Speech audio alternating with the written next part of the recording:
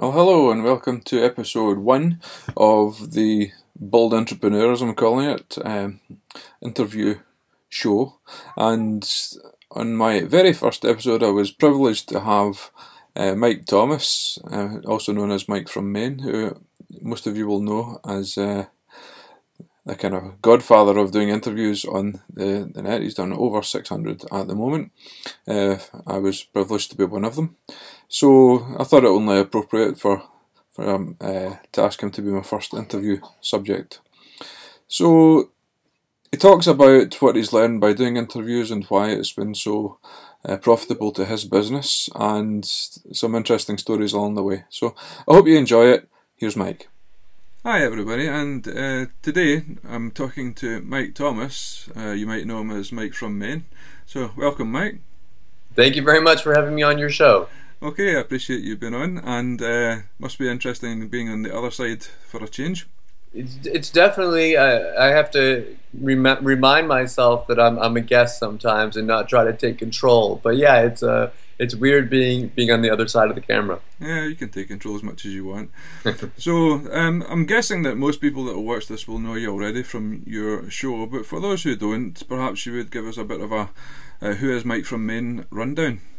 Sure, yeah. I mean, without boring your audience with my whole story, I've been online since about, I guess, 2004-ish, dabbling in anything from AdSense websites to affiliate marketing to content marketing to all the stuff, everything that you've seen out there. I've probably tried it out. I've had my most successes with, I did some CPA marketing where I was able to make about $100,000 a year for a couple of years doing that until Google made a change with their AdWords platform, so I lost my traffic. And also I've had some success with creating multiple AdSense websites where in between 2011 and 2012, 13, I had about 750 AdSense websites, just little micro niche sites that were making me upwards of between $100 to $300 per day, either from AdSense or from flipping those sites. Again, until Google came around and decided that they didn't want those sites anymore, and then they were right.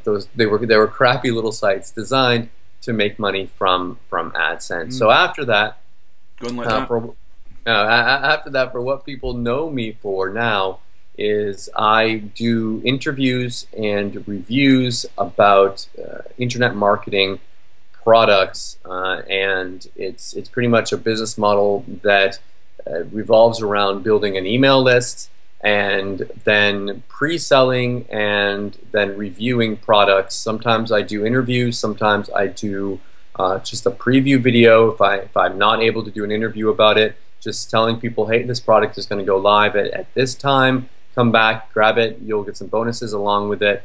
And just focusing on providing value with everything that I do. Instead of just seeing, you'll see some people go out there and they'll try to put out tons of little videos on YouTube and thinking that volume is going to be better than quality, and they'll just kind of copy other people's videos and try to put them out there.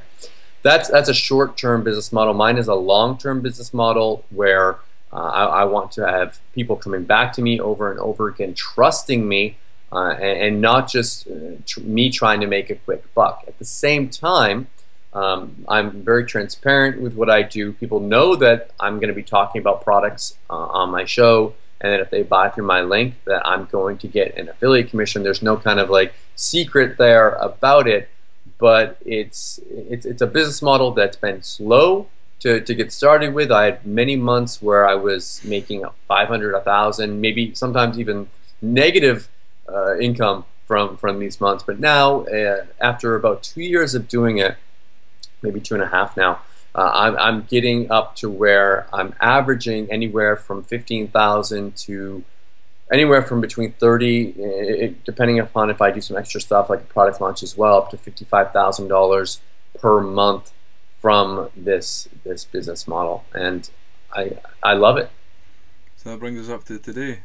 Yeah. It must be better to know that Google is no longer in charge of your business Because I mean, did you say twice? Traffic Yeah, I jam? mean, with Google, with anything out there, with any business model, it's never safe. It doesn't matter if you own a successful restaurant in your area. You never know when the roads are going to change. Maybe they're going to change the traffic that's coming through, or other businesses come in, or your landlord tells you that he's not going to renew your lease. Or I don't know, the trends change. Maybe you're selling cupcakes and it's hot right now, but 10 years from now, cupcakes aren't hot anymore. You never know with any kind of a business model what's going to happen. With what I do, there are things that could change in anything. Laws could change. You could have Gmail, Google again disrupted email marketing when they added the tab system to the inbox, and it affected email marketers getting less clicks, less opens, less traffic, less sales.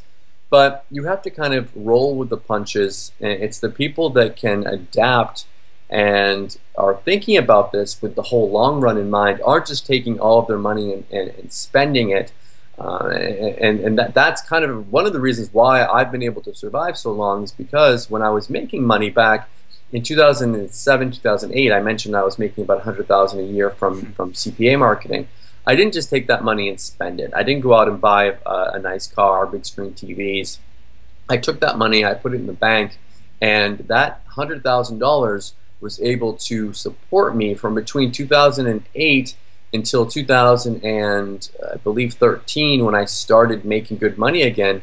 I was able to travel the world. I was able to live I currently live in Turkey. I traveled there in 2008, and I was able to survive on that money because I was able to have that cushion to be able to try out other income models as well. If I hadn't had that, I would have had to get a job, and I wouldn't have had the time to be. Yeah, I know. That would have been awful. Like, that's one of my biggest fears, is having to go back and do a 9-to-5 job again. Yeah, that's what I never want to do again. It's just not. I don't know if I'm hireable anymore into the work market. Well, my skills were all driving instruction. When I left mine, it was fun because I was doing emergency response driving for the police. I enjoyed it, but I don't miss having to go to the job and, you know, the obvious income cap that involves. So yeah, it's a kind of funny thing. Sometimes I miss it when my son's screaming and all that kind of thing, but most of the time I just enjoy working myself. I just like the fact that I'm if I want to go on vacation, like I'll give you some real life examples, and just so everyone knows, I'm not doing this to brag about stuff. If you check out my website, you'll know that I'm not the kind of guy that throws out flashy cars and crazy income screenshots. Like, I'll put out real stuff, but not stuff to like try to make people jealous and make people just to kind of show off. And anyways, the point being is, about 2 weeks ago, my mom came to visit my wife and I here in Turkey, and I took 2 weeks off. And I worked a little bit during that time, but there's some days that I just wasn't able to do my work, and I didn't have to ask anyone for permission to do that. Maybe my wife. I had to ask my wife permission not to be making the money that I normally would be making. But instead, I mean, I didn't make as much money as I would normally make from taking that time off, but that was my decision. In about a month from now, we're going to be going to Disney World in Orlando, Florida, and I'm going to take a 2-week vacation again. Sure, I'll do a little bit of work during that time, maybe in the morning and in the evening when I have some off time. But again, I don't have to ask for anyone's permission to do that. Yeah, that's great, isn't it? It's so when you were making your good money using the CPA and the AdSense site, and when everything went, were you already doing interviews at that point, or did you decide at that point to try interviews? How did you kind of fall into it? Cool thing about my website, and to toot my own horn, is the fact that I've done these income reports pretty consistently. I'm a little behind right now. I'm working on it right now, but pretty consistently since about 2011, 2012. And if you can actually go back and look at my income report, and it talks about, and I'm looking on my website right now. If I go back to 2000 and let's see, I think it's 2012. Here we go. September 2012. The headline for my income report is "A New Way of Making Money." $50 ad, and the Mike from Maine show was born. So I started the Mike from Maine show in September, right before my AdSense sites got slapped by Google. So I was already thinking, okay, I need to pivot a little bit here. I want to start something else, do something different. So I just then started it, and it's a good thing I started it, or I don't know what I would be doing today. Yeah. So you've done 600 plus interviews as of today. You think of any points during your interviews where you've thought this is just going horribly, and how did you get over that? There's obviously going to be interviews that are better than others. One thing that I had a hard time doing when I first started doing interviews was finding who I wanted to interview. And I still sometimes I get more excited about some interviews than I do about others.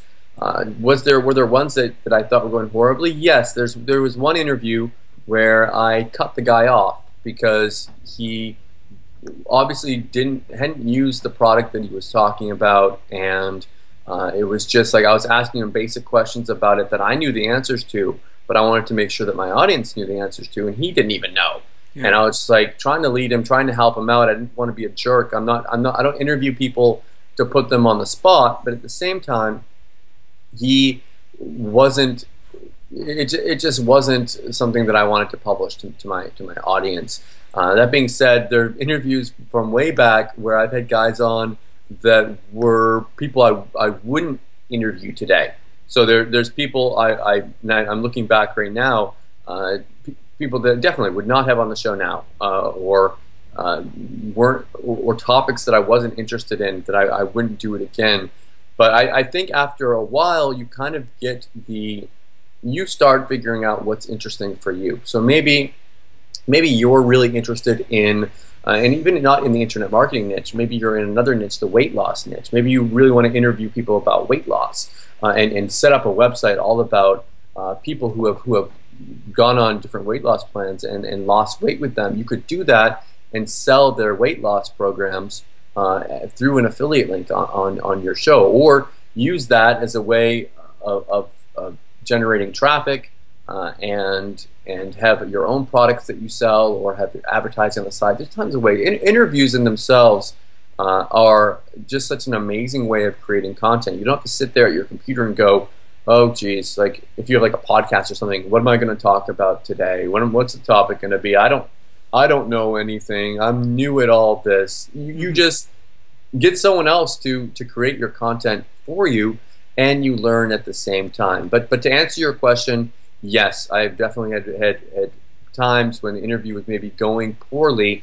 How did I bring it back? I have a list of questions of basic questions that I can ask people. I use it as kind of the shell of the interview, and if any time like we're going off course, or I forget what I'm going to say, I have that as a fallback. I know that even if my brain goes cloudy, that I can just go, okay, here's a question. So how did you do? Like I always have those backup questions there. So yeah, definitely some fun times during interviews. One quick side story: I had a guy.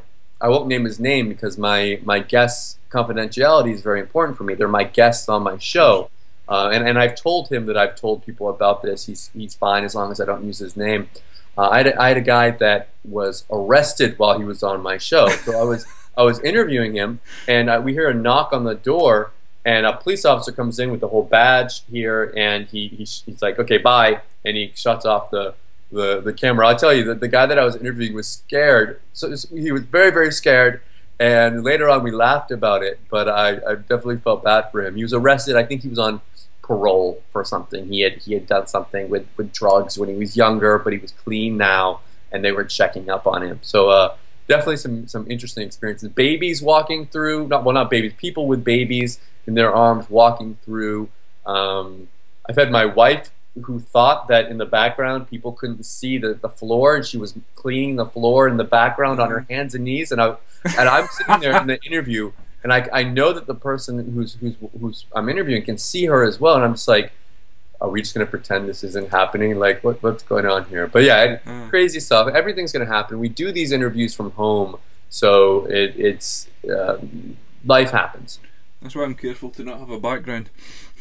Yeah, yeah, it's smart. It could have been worse. Your wife Definitely. could have, I don't know, come out the shower or something like that. Yeah, I had a guy's wife come in, and she didn't know that he was in an interview, and she was wearing this little shirt, and she wasn't naked or anything, but she was wearing a shirt that she wouldn't go out in public.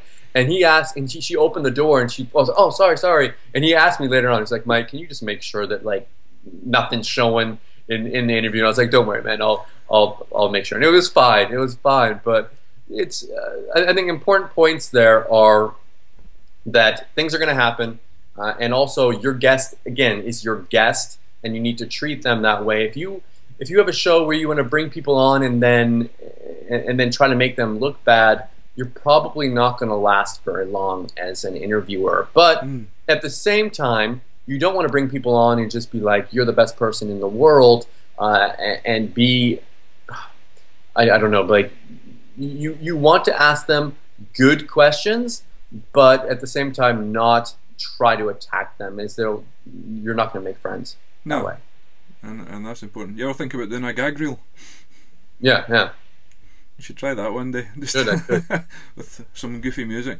But that you've told us a lot about how you do the interviews, which a lot of which comes from your course. So do you want to tell us a wee bit about your course? I know it was launched a wee while ago. I'm not exactly getting you on launch here, but do you want to tell us a wee bit about it? Discover how an ex-English teacher makes $277 each and every day with 2 simple YouTube videos and free traffic. Sure. I mean, my course specifically, you want to talk about affiliate income secrets? Yeah.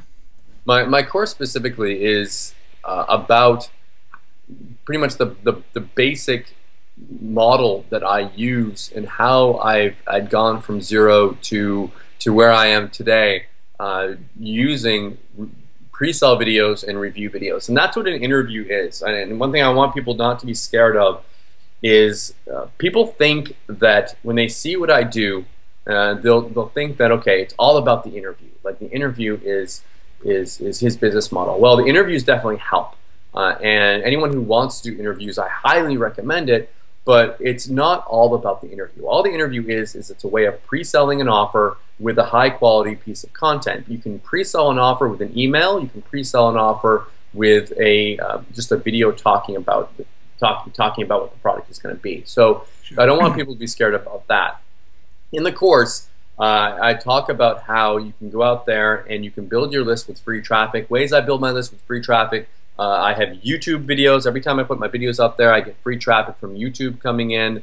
I have free traffic from SEO, because instead of like what most people do with email marketing is they just email links to their list. And what happens is that email goes out, they get their clicks, they get their sales, and then it's done. I put that all on a website. I create a blog so that all that content lives forever. So I get sales from products that I've promoted years ago because people search for it, find it in Google, and I make money from that. So it's always nice to get a sale from something that that whole passive income thing. I've done the work, and now it's there forever working for me. Mm-hmm. Also, I get a lot of leads and subscribers from back-end bonuses in products that I create or in products that I promote. So I'll promote something, and they'll put a bonus in there from me, which is just like a free gift, and I get the email subscriber onto my list, and then I can start promoting to them. So I cover all that in the course. I also cover a little bit about doing review videos. There are some one-time offers where I go more in depth into all that kind of stuff, how to do high-quality review videos, how to build an email list, how to do interviews. Those are things that some people will want, some people won't, but it's the business model itself is very simple. Mm-hmm. But at the same time, if you are someone that's looking for the push button solution that is just you're going to push a button, sit there, and not do any work, and you're going to make tons of money.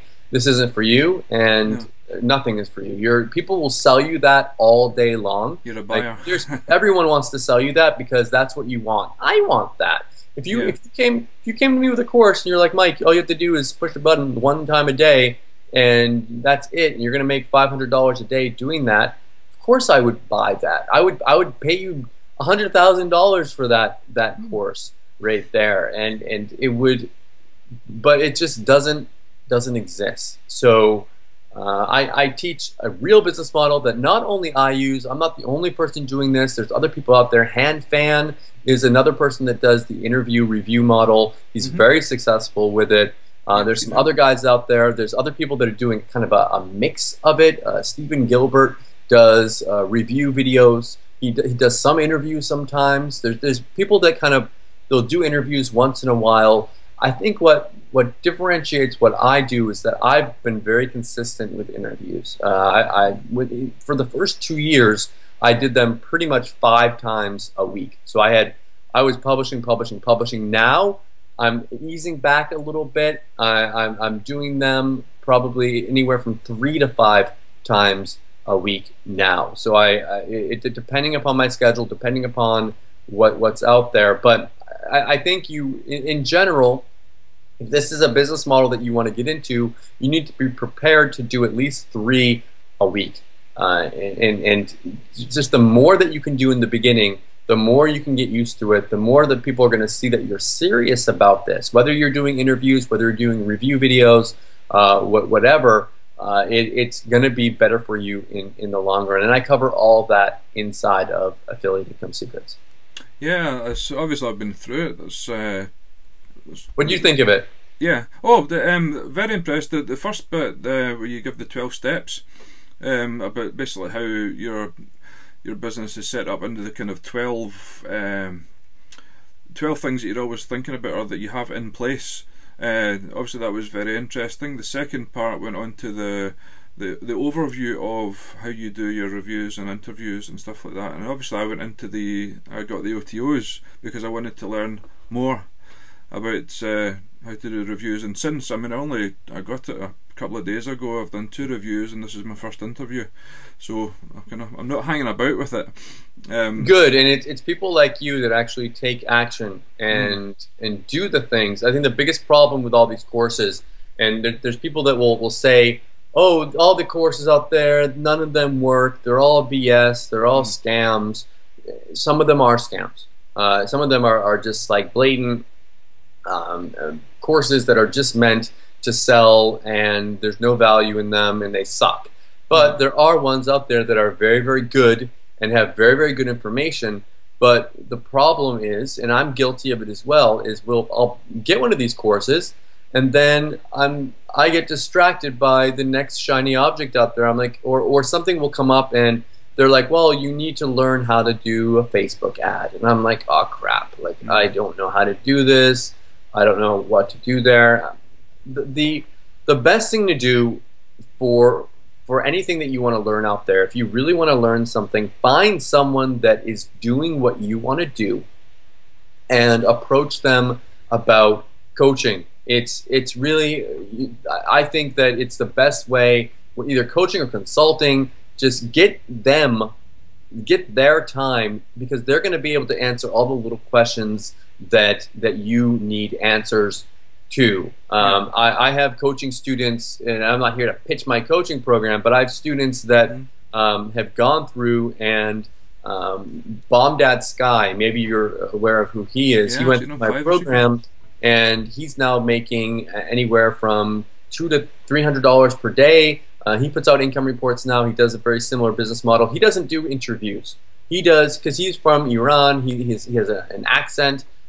His English is good. Yeah. Oh, you speak proper English. I'm the one that speaks American English. That we've taken the language from your side of the world and messed it up.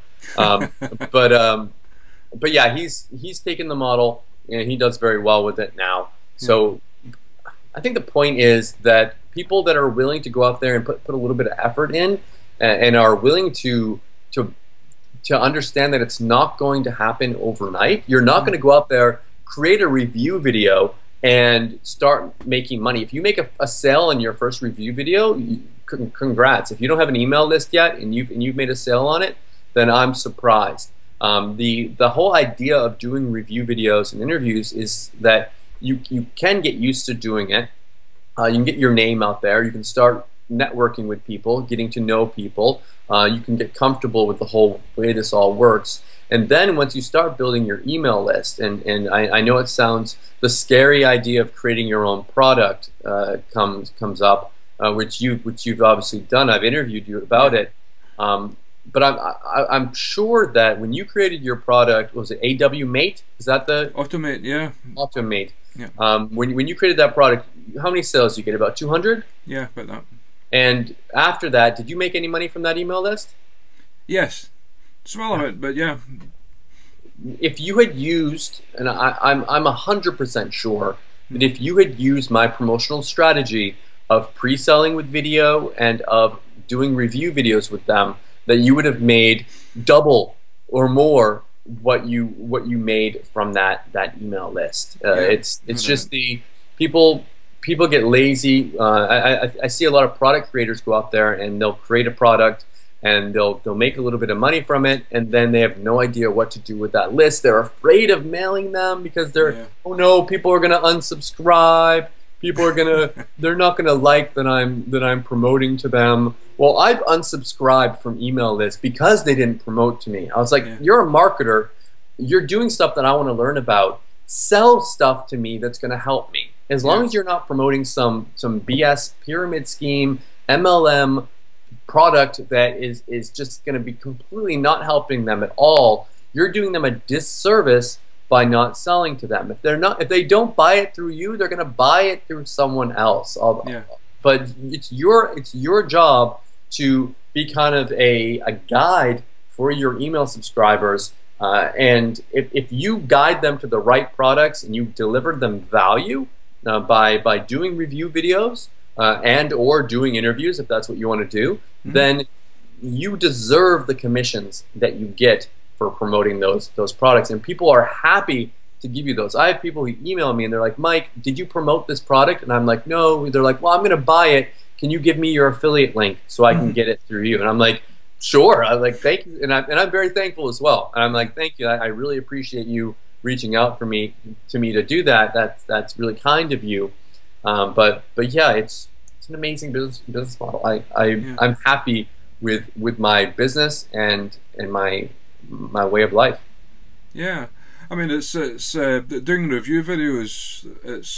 I mean I know the answer to what I'm about to ask you, but I thought I'd just include it in the chat.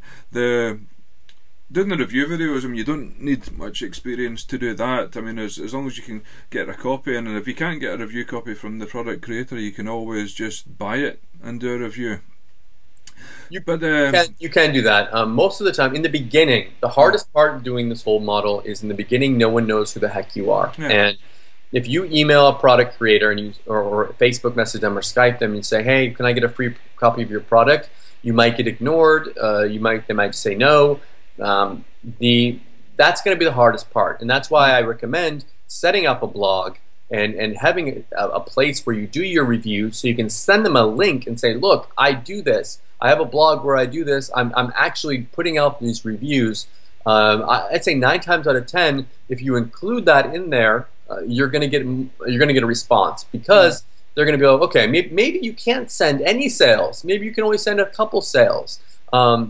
I was very surprised in the beginning when I started promoting products that I was able to get interviews with very big people, even though I could maybe only send 1 or 2 sales to like a $7 product. I wasn't making them any money at all, and they were doing interviews with me. I had some, I'm trying to see like some of my biggest names people. Sean Donahoe, like my first interviews, if I look at my list here, I'm trying to pick some people that your audience might know. Spencer Hawes, he has the Software Longtail Pro. Chris Guthrie, he's a pretty big internet marketer. Sean Donahoe, Steve Scott. Let's see, who's a big guy here. and Travis Ketchum, Chris Brogan. He's a big social marketing guy. John Chow, Pat Flynn. A lot of people know Pat Flynn from Smart Passive Income. He was my 41st interview. And Derek Halpern, maybe you know him from Social Triggers. Just it's amazing the people that will answer you that you would never expect would give you the time of day. Yeah, well, that's certainly interesting. That was going to be my question. How easy is it to get actual interviews when you don't have a name? But of course you didn't back then as such. And no, you no one. It's you're going to have to email a few people, and you're going to get some no's. But I would say start out with people that are smaller first and work your way up. And then episode 1, what does that say? What's that? You're episode 1, so what does that say? I am. You better you better keep on. You're only up from here. So yeah, I mean, start out with someone that you're going to be comfortable interviewing. You don't want to interview your idol on the first time you do it. Too late. Because you're gonna mess it up and it's gonna suck and you're gonna be screwed with it. So you want to interview your friend, interview your mom, your dad, your wife, whatever, and then go on from there. I think that would be worse actually, because if I tried to interview my brother or my wife, I think we'd be all giggling through it and it just wouldn't seem right. Interview your neighbor then. Yeah. Yeah, same kind of idea. But yeah, so I am testament to the fact that your course is so well laid out and works so well that I'm up doing it already, and I'm looking forward to doing more. I actually quite enjoy it. I thought I would be nervous, but I'm not really. I think the worst part was when I was plugged in and it was the counting down the minutes to when I was supposed to message you for your interview, and that was the worst for me. Just sitting, everything's ready, nothing else to do. Yeah. And that's what's the worst that can happen. And the nice thing is, you're not live. No. If something happened and you just freaked out and you had a panic attack or something, you can edit it all out. You don't need to publish the interview. It's not something like you could take this and you could delete it, and no one will ever see it. The only person that's ever going to know what happened is the person that you interviewed, and they probably will like anything that happens, they're going to forget about it. They're busy. These are people that are product creators. They're making a lot of money. They're doing other things. If you make a mistake, you stumble, you stutter, it doesn't matter. None of it matters. You are your biggest critic when it comes to all of this. You are the person that is looking at it going, oh, I look stupid. Oh, I can't believe I said that. How did I ask that question? I'm so dumb. Like maybe someone will go like, oh, that was a silly question, but they'll forget about it too because they're more concerned with themselves than they are with you. Yeah, well, definitely. Well, anyway, the course is called Affiliate Income Secrets, and I'll put a link under the video for people to have a look at it if they're interested.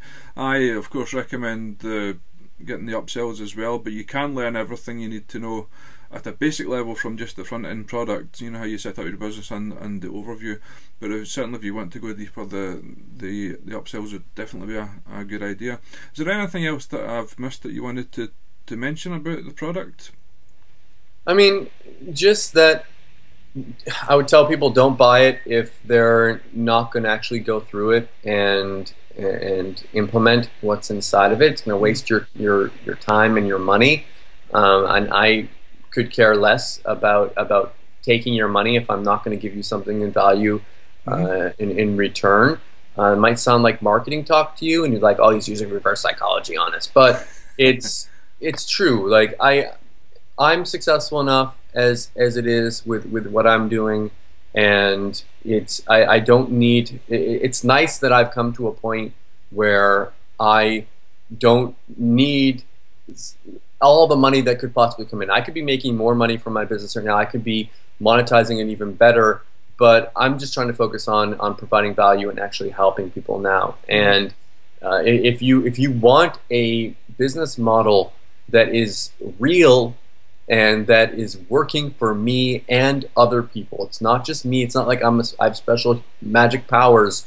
I'm not a business guru. I majored in English literature and Spanish language when I was at school. I'm an ex English foreign English, if I can speak English, English as a foreign language teacher, and there's nothing magical going on here. I can do it. You can do it. We all can do it together. One thing people always ask is that if everyone's doing this, is it going to get saturated? And my answer to that is that there is room for everyone to be doing this, because everyone has a different personality. Some people are going to be drawn to you. Some people are going to be drawn to me. Some people are going to be drawn to Han Fan. There's just different people that have different personalities, different ways of doing it. There's room for everyone to do this. And as far as putting videos out there in YouTube and YouTube getting saturated, that's not your only traffic source. Like what you're doing is you're building an email list. It's your email list. Your email list is your traffic source. And just when there is competition, it means there's money, and there's enough room for everyone out there. So I would say pick up Affiliate Income Secrets if that's something that is interesting for you, and I'd be happy to help you. Yeah. Well, thanks very much for taking the time to chat to me about it. Where can people go to find out more about you? If people want to find out more about me, they can buy Affiliate Income Secrets. No, they can go to MikeFromMaine.com. I have an about page on there where you can learn a little bit more about me, and check out my income reports. You can see that it wasn't always $30,000 months. I'm still surprised when I see those numbers now. And who knows? It goes up, it goes down. You never know what the future will bring. But right now, it's going well. And yeah, you can find me at MikeFromMaine.com. Yeah, big credit to you for putting certainly in the early days when you've got the expenses much more than the income, which happens to me a lot, and a lot of people will be seeing that. And I remember being I wouldn't want to put that out in public. I don't even like looking at it myself, so it's good that you do that. You got to keep track of it. It's very important. One of your 12 steps. To keep track of your income. And I'm 2 months late on my income report, or 3 months now. I'm going to put a dual income report out in a few days now, and I'm feeling like I don't have right now. I'm like it's kind of a stress point for me, because I'm like, okay, I need to get this out there, and I don't feel like I have my finger on the pulse of my business, because I'm not aware of what's been kind of working and what hasn't been working. I know I've made money. I've done 2 product launches in the last few months, and I know I've had some of my best months ever, but I want to get that down on paper.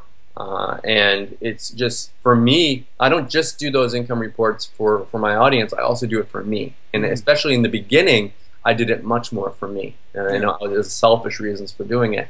So be transparent. We're in a niche that the internet marketing niche is full of scammers and of people with exaggerated income, proof screenshots. Everyone's seen the ClickBank screenshots, and no one knows who to believe and who not to believe. Follow people that are transparent. Follow people that are honest, and yeah, that's what I do. Okay. Well, listen, thanks very much. I'm enjoying this too much. I'd keep going for ages, but I suppose we've got to call it a day at some point. So, thanks very much for being on episode 1, and hopefully there'll be lots more after this, because I've enjoyed it. I've enjoyed it very much. Good job on your first interview. And I appreciate it very much. Okay. So thank you very much, and we'll talk again soon, I hope.